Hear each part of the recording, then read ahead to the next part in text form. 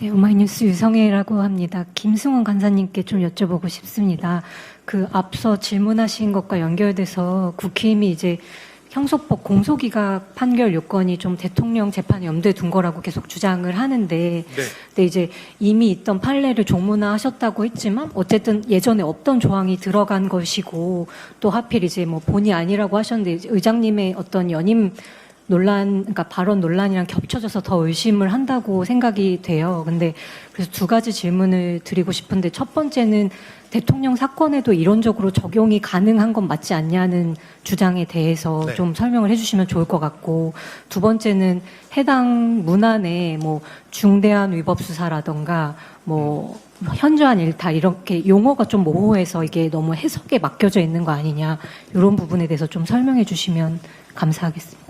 예, 첫 번째는 그 공소기각 개정안은 시민단체의 요구에 의해서 김용민, 박은정 안에 이미 들어왔고 저희가 법안 일소위에서 4차례에 걸쳐서 충분히 토의했다라는 점을 말씀을 드리고요.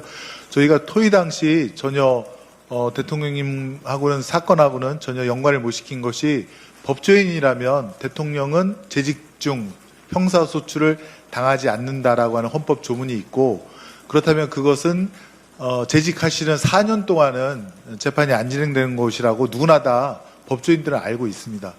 근데 이 형사소법 개정안은 2026년 10월 2일 날 시행되는 거 아니겠습니까? 4년 후에 할 일을 지금 개정을 통해서 진행을 시킨다? 저희는 전혀 그런 생각은 꿈에도 꾸지를 못했습니다. 다만 이 조항이 들어감으로써 지금 현행 법원에서는 재판을 다 하고 나서 공소기각 사유가 있으면 그때서야 공소기각 판결을 선고하는데, 피고인 등 억울한 당사자들은 아니 그럴 걸 차라리 무죄를 선고해달라고 그렇게 호소를 하고 있습니다. 그러면 이 조항이 들어감으로써 법원에서는 공소기각 판결을 할 사유가 있는지를 먼저 심사를 하고, 그것은 직권조사 사항이기 때문에 당연히 우선 심사 대상이 되고, 그래서 위법한 수사 혹은 현저한 재량권 일탈로 인한 기소에 대해서는 공소기각 판결을 초기에 선고를 할 수 있는 것입니다. 그래서 억울한 국민들을 구제할 수 있는 아주 좋은 법안이다, 저희는 그렇게 생각해서 통과를 시킨 거고요. 그 내용은 대법원 판례에서 확립된 그런 단어들과 문장을 그대로 채용했다라고 보여집니다. 그것에 대해서 추상적이다라는 말씀을 하지만 기존에 아마 이 항이 공소 제기가 법률의 규정에 위반하여 무효인 경우라고 아마 이렇게 규정되어 있을 겁니다. 그것이 추상적인지 아니면 그 법률 조항에 의해서 확립된 판례, 즉 중대한 위법 수사에 기해서 공소 제기가 된 경우, 또 현저한 소추 재량권 일탈로 인해서 공소 제기가 된 경우, 그다음에 그 밖에 법률 규정도 맨 마지막에 보완적으로 넣긴 했지만 그것이 더 추상적인지는 아마 어느 누가 봐도 기존 거보다는 훨씬 구체화하고 명확하게 규정을 했다, 이렇게 말씀을 드리고요. 그다음에 현저한, 중대한은 지금 우리나라 기존 법률에도 수없이 많이 들어가 있습니다. 현저한이라는 단어, 중대한이라는 단어는 어느 법률에도 형법에도 들어가 있고 행정법에도 들어가 있고요. 그렇기 때문에 그것을 갖고 추상적이다, 모호하다고 하면 그럼 다른 법률 조항도 다 바꿔야죠. 이건 말이 안 됩니다. 예. 여기까지만 말씀드리겠습니다. 네, 또 질문 있으실까요? 제가 금방 그 질문에 대해서 한 말씀 더 드리면요. 제가 구하라법을 만들었는데 아이를 양육하지 않아요, 엄마가. 그런데 아이가 목숨을 잃었을 때 그 상속금을 가져갑니다. 그래서 제가 현저하게 아이에 대한 양육의 의무를 위반할 때라고 해서 이 현저하게를 넣습니다. 현저하게는 모든 법률에 들어있는 용어입니다. 왜? 대법원이나 법원이 이걸 판단하라고. 현저하게라고 하면 10년 키워야 되는데 9년만 키웠으면 뭐 이런 식으로 구분하라고 있는 겁니다. 그래서 법률 용어이고요. 기억부터 제가 쫙 찾아봤는데요. 뭐 가는 곳마다 그 법률 용어가 있고, 중대하게는 법원이 그렇게 판단하라는 겁니다. 그래서 그런 식의 현저하게, 중대하게를 추상적이라며 그 문제 제기를 하는 자들은 정말 억지로 발목을 잡기 위한 무식하기 짝이 없는 논리다라는 말씀 드리고요. 우리 의원님 말씀처럼 그 김용민 박은정 의원 하는 6월 26일 날 벌써 대표 발의된 안이에요. 거기에 다 들어있는 내용이고 현 개정되기 전 2호에 들어있는 내용이기도 합니다. 그거를 두 개로 나눴을 뿐입니다. 그런데 한밤중에 끼워 넣었다 이렇게 말하는 주진우 또는 한동훈 의원 같은 경우에는 아주 검사스러운 접근이기 때문에 이에 대해서는 책임을 꼭 지우게 될 것입니다. 네, 감사합니다. 우리 고의 또는 중대한 과실이라고 해서 중과실 용어도 많이 사용하잖아요. 이미 법에서 일반화돼서 사용하는 표현입니다. 예, 중과실 꼭 기억해 주시기 바랍니다. 예, 또 질문 있으실까요? 예, 저 뒤에 계신 기자님 마이크 좀 주시겠습니까?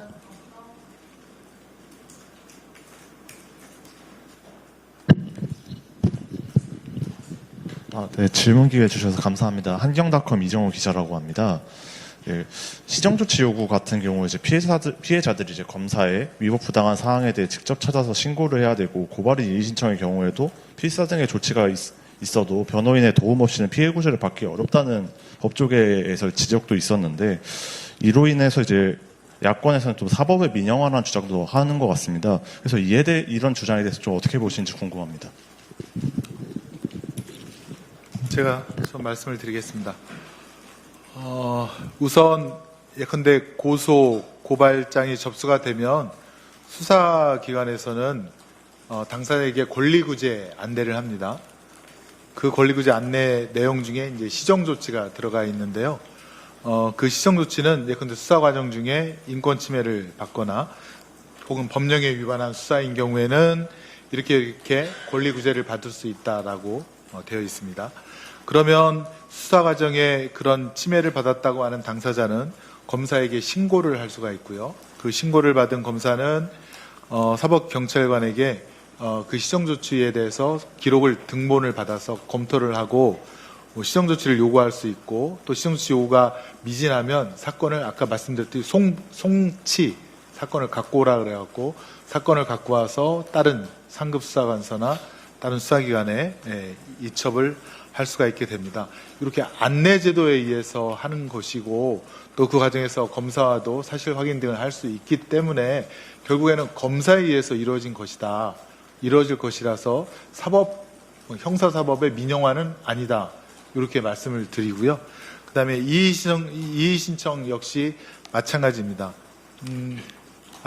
그 전에, 그거는 이제 수사 초기에 그렇게 하는 거고, 수사 중반에는 고소인 등 피해자에게 이의 제기를 할 수 있는 권리가 있는데요.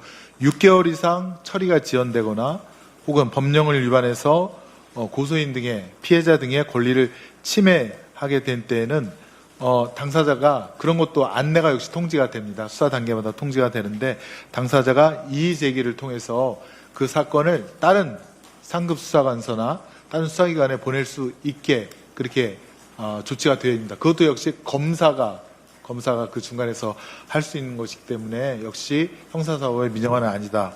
이렇게 말씀을 드리고요. 마지막으로 이제 불송치 결론에 대해서 고소인 등 피해자는 이의 신청도 할 수 있는데 그것도 역시 이의 신청 안내장을 받게 되는 것이죠. 결정문과 함께 이의 신청 안내장을 받게 되고 또 서영교 위원장님께서는 그 변호사가 이의 신청까지 책임지도록 하는 것을 우리 행정기관에게 요청을 했고 행정기관도 그렇게 운영을 하겠다고 했습니다.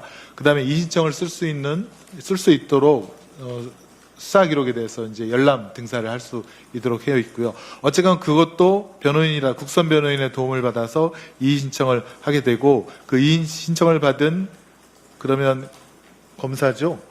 검사가 경찰에게 하게 되고요. 네. 경찰이 바로 검찰로 송치하게 됩니다. 네, 그래서 검사가 그걸 검토하고 결론을 갖다 내게 되는데 역시 거기에서도 국가기관의 어떤 역할이 있다라고 말씀을 드리겠습니다. 아무튼 저희가 다양하게 촘촘하게 피해자 권리 보호 수단을 마련했고 그 중간에 피해자의 노력도 물론 이제 신청도 있지만 결국 그것을 검토하는 것은 국가기관이 하는 일이다라는 것을 좀 강조해서 말씀드리겠습니다.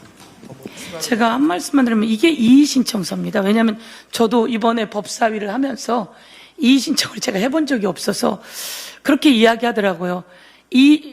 이 성폭행을 당했는데 이 피해자가 불송치가 되고 나면 너무 가슴이 아프고 그래서 이의 신청을 하려면 변호사를 사야 되고 그러려면 돈도 많이 들고 이런 이야기를 하게 되는 걸 들었습니다. 그래서 이 과정을 한번 검토해보자라고 했는데 성폭행 피해자, 장애인 피해자 등 아동학동 피해자 이렇게 약자들의 피해와 요번에 하나 더 넣었는데 국가 살인범 같은 경우에도 그 변호사를 국선 변호사를 의무적으로 선임하게 해 놓았습니다. 그래서 국선 변호인 우선은 있고요.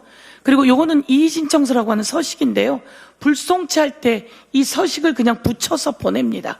그러면 요것을 경찰서에다 내면 경찰이 이것을 불송치하고 끝내지 못하고 바로 검찰로 송치하게 했습니다. 그래서 저희가 요런 내용도 넣으면서 말씀처럼 그 변호인이 불송치 때까지만 변호인이 하게 되어 있는 것처럼 돼 있더라고요. 그래서 법무부 장관께도 이야기했고 이의 신청 그리고 검찰에 송치되었을 때도 그 변호인이 역할을 하게끔 그런 내용을 좀 상세하지만 저희들이 담아놔서 사법의 민영화 이야기하는 것은 택도 없는 소리다라는 말씀 드리고자 합니다.